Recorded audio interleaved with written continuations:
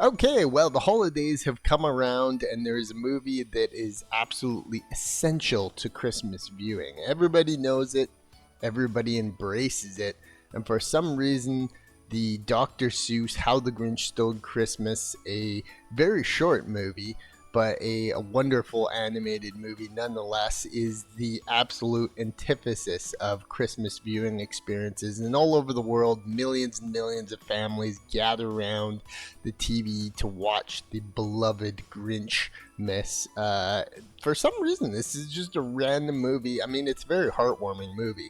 The Who's are awesome. The Grinch, learns his ways and isn't such a Grinch. And on the surface level, it's all very merry and bright for the ages.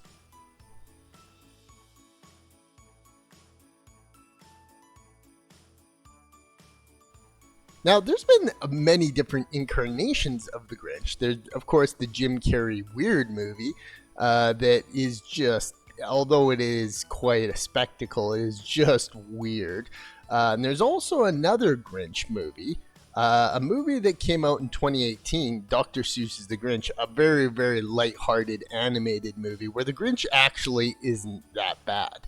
But of course, we're going to be focusing on the 1966 Grinch movie. It's absolutely the best Grinch that there ever was. The 1966 classic Grinch, animated, probably watched trillions of times over the course of history. It just became a ridiculous viral hit, narrated by Boris Karloff. And he was just has that sinister, gross sounding voice. It's just exemplifies the Grinch.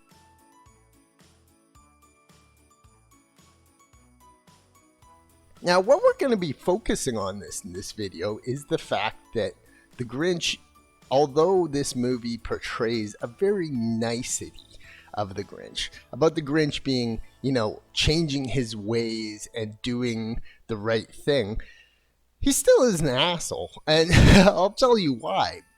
Essentially, what we have here is we have a Grinch. Now, go out and do any sinister activity in the world.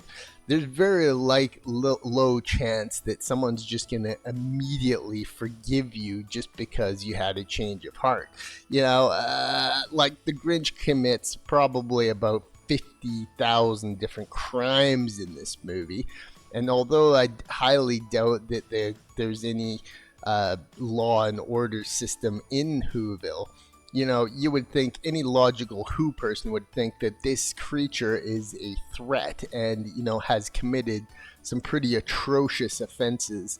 Not only limited to just stealing the whole town, but breaking and entering, lying to the populace, living up in the mountain, having sinister desires. The Grinch just sailing in and saying everything is all good shouldn't cut it for the Who's.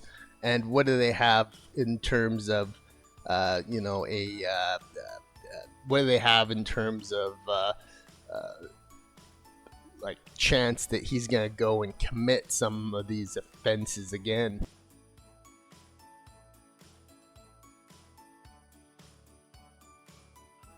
Now, most glaringly of all of these problems, I would say, is that the Grinch literally just stole all their shit and flew away. And yeah, I mean, they were expected to just forgive him for that. I mean, he just literally like destroyed their Christmas. And when he comes back and he gives out all his presents again, and he's like, "Oh, here's all your stuff, back. Sorry, I had to change your heart." It's like they still got to spend hours and upon hours and upon hours of hours of setting all that shit up again.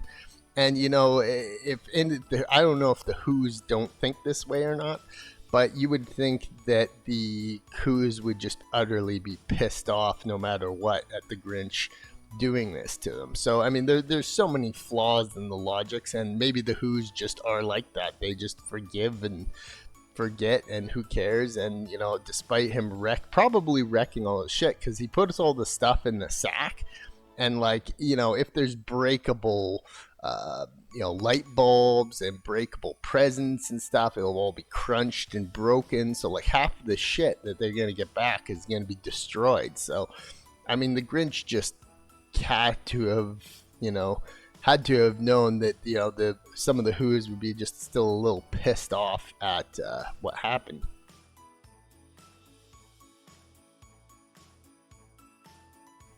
It almost frames itself as a horror movie, and I would say that the Jim Carrey Grinch movie frames itself more on long lines of a horror movie because Jesus, all the practical Grinch effects now just look nightmare fuel, especially young Grinch. But I mean, like, you just think about this creature slanking around into these houses at night, this weird green creature, like, it'd be fucking terrifying. Like, wouldn't the Who's come out with, like some type of defensive pact to try and stop this creature from, doing this again? And like, I get that at the end he comes back and he's like, oh, I'm sorry, like all this. I'm sorry, forgive me. No, the Grinch is just gonna be, the Grinch is shouldn't have been forgiven for what he's done.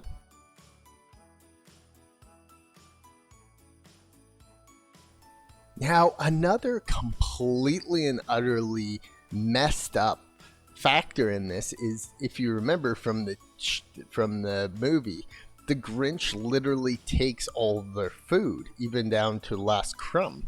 So, like, I don't know if the Who's have, food storage somewhere, or if they have like some type of emergency stash of Who hash, or some type of network of Who's that could shuttle in a whole bunch of food from another town or something. But the mere fact that the Grinch takes and steals all of their food and all of their everything they need to survive, he's committing potentially a crazed extermination of the Who's, so to speak. Because I mean, obviously, it looks like they're out in the middle of, like, deep in the wilderness. I'm assuming most of the food they have are, things that they had stored and been careful with. So, like, the Grinch is literally starving out the Who's. So not only has he stolen all their shit, not only has he taken all of their, things, but he's taken their necessities. They might starve to death over the next couple, weeks. So, and if he took every bit of food from all of the Who's and all of the village, you would think that, it wouldn't take long before little Cindy Lou who needs food, or, some of the other Who's, that are smaller that need, I don't know, supplements or something. He took it all, and they, could potentially starve to death. So, yeah, that's another check mark to what the Grinch did.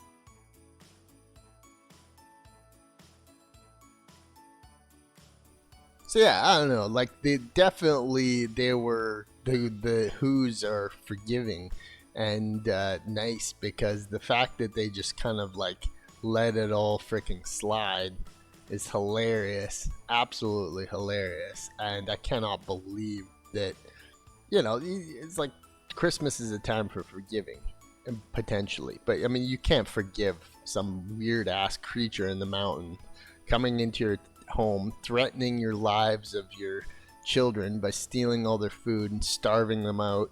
And like, like, he just comes in like, oops, sorry, I had to change your heart, here you go. It's like, it'd be like, wait a second, how do we know we're not going to do this again? And maybe that's the whole point of the Grinch movie, is that maybe in this fantastical world, we are capable of or Who's are capable of forgiving Grinches that attempt to starve them out and taking all their shit. But we know all too well that in today's world, you don't just break and enter into like 50 homes and then say, oops, sorry, I had to change your heart, and everybody's like, okay, yeah, we forgive you. So there are some critical flaws in the Grinch 1966's logic, and like, there is definitely something to be said by the creepiness of that. Say if I was a Who in Whoville, my case would be that how could you trust him to not do it again. How could you trust this creature that potentially starved us out and, you know, took all of our stuff? You can't.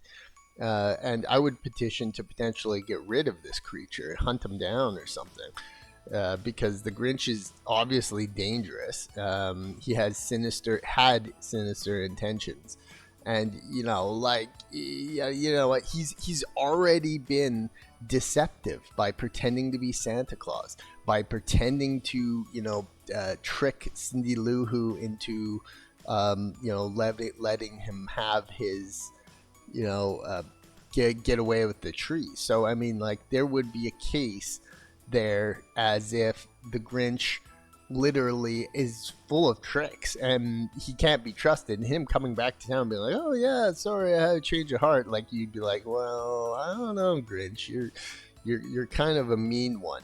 You're a little bit sketchy. I don't think we're gonna trust this." So yeah, those are my thoughts. The Grinch cannot be trusted. I would not trust him. If I was in the Whoville, I would send out a search party to eradicate him and save his dog Max, which he's clearly abusive towards. And you know, you have to think about these things because, like, yeah, it's supposed to be a fantastical world, but this is the story we all grew up on, is that to forgive someone no matter how terrible they were and how awful they've been is a deeply messed up as a moral of the story. Let someone just get away with doing some abhorrent act, and that's the Grinch 1966. So yeah, there are obvious flaws in the Grinch's logic, but it's a great Christmas movie nonetheless. It's cheery and it definitely gets you in the Christmas mood.